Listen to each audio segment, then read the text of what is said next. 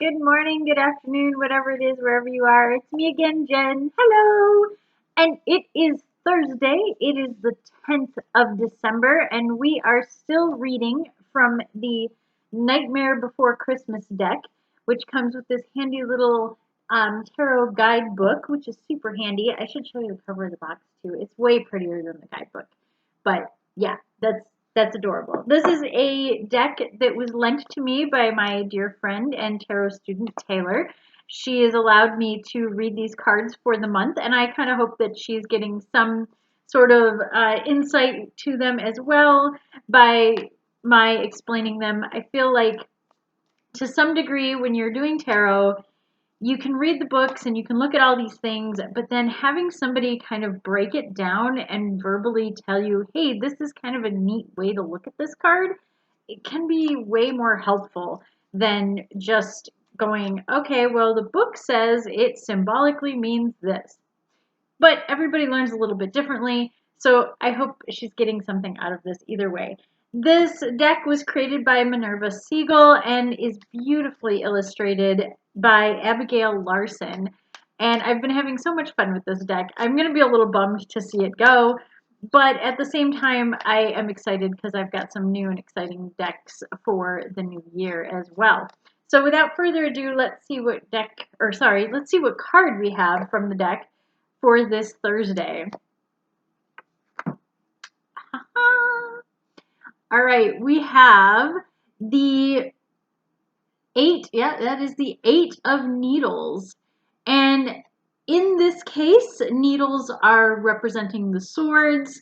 I do love that they have chosen needles as representation of the swords in this because there are no swords in Nightmare Before Christmas, but I feel like the needles are kind of they speak to Sally and her way of being and that sort of thing, which she is the primary character on this one.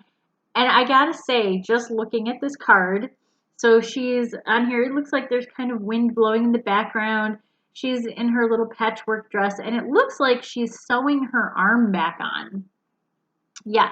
She, throughout the film, she does this numerous times. She kind of falls apart and sews herself back together again. And this is probably the most empowering 8 of Swords, 8 of Needles I have ever seen, truly, because it really does evoke that you can help yourself out of this situation. So typically, the 8 of Swords is the woman standing on the beach and she's surrounded by swords. All she has to do is take a step forward. She is blindfolded. She has to have faith in herself. She has to trust that if she steps forward, she can escape her situation. But she's blindfolded, so unless she has faith in herself, she's not going to go anywhere. Unless she has faith that all she has to do is move and she can get out of a bad situation, she's just going to stay in that bad situation. Sally tends to take her bad situations kind of in stride a little bit, and she also finds ways to make the best of whatever her bad situation is. Yes, she does try to do some pretty nasty stuff to her creator, whom I think kind of deserves it either way, but she also is willing to like throw herself out of windows and literally take herself apart to rebuild herself bigger and better and stronger in a lot of ways. And she is throughout the film symbolically rebuilding herself, but she's also physically rebuilding herself throughout the whole thing. So it's really kind of fascinating that you can take literally that she falls apart and puts herself back together again better than before. So I really like this because here she is depicted in one of the scenes. I don't know which scene because she does tear herself apart quite a lot, where she's sewing herself back together. She has faith that she can do this. She does not need her creator to stitch her back up again. She has learned how to do this, and she does it well. She does it better every time. Her stitching is even, I would say, better than her creators. So she knows herself, she knows her body, she knows how to put herself back together again. And I feel like that's super uplifting for a card that is usually like, ooh, a little scary to see. But this one is, it's just so empowering. It's almost a, I would be surprised if Sally is not the strength card in this deck in the major arcana, but you know, it is what it is. Maybe they have a different character who's a better fit for that.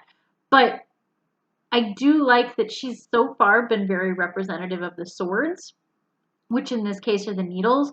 She is, throughout the film, she kind of uses her intellect, which is something that the swords tend to do. They lean on intellect more than creativity, really. It's her, she is a very creative character, but she isn't like artsy creative. She's very intellectually creative.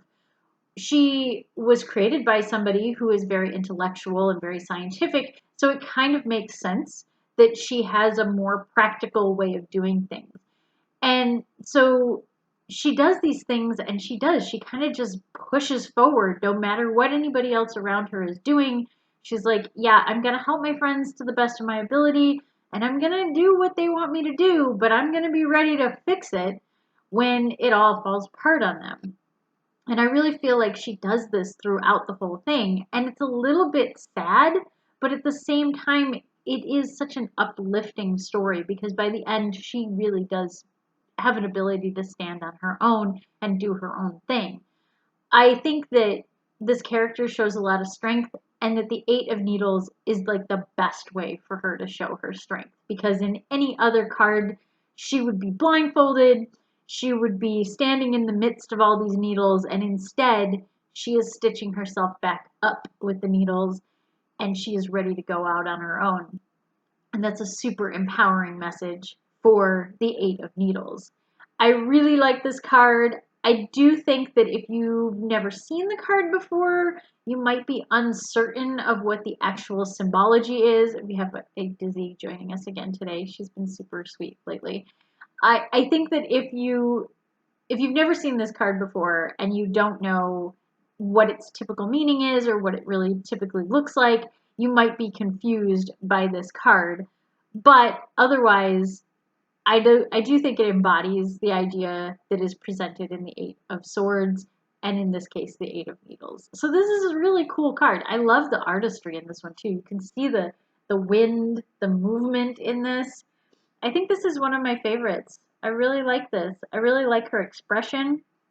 She looks very like, I'm gonna do this. I'm gonna get this right.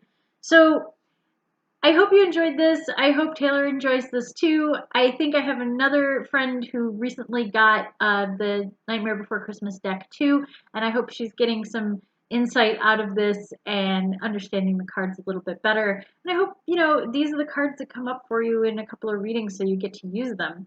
Other than that, always check out the links in the description below for if you want to sign up for Tarot Cafe or you would like a reading or any of those things throughout this entire month. I'm doing half off readings for the new year because, you know, it's the holiday season. I'll be nice. I'll be magnanimous a little bit to the best of my ability anyway. You know, I gotta look out for Jen too. But either way, I hope you have a wonderful Thursday and stay safe, stay healthy, stay happy, and I will see you tomorrow, which is Friday. I'm excited. Bye!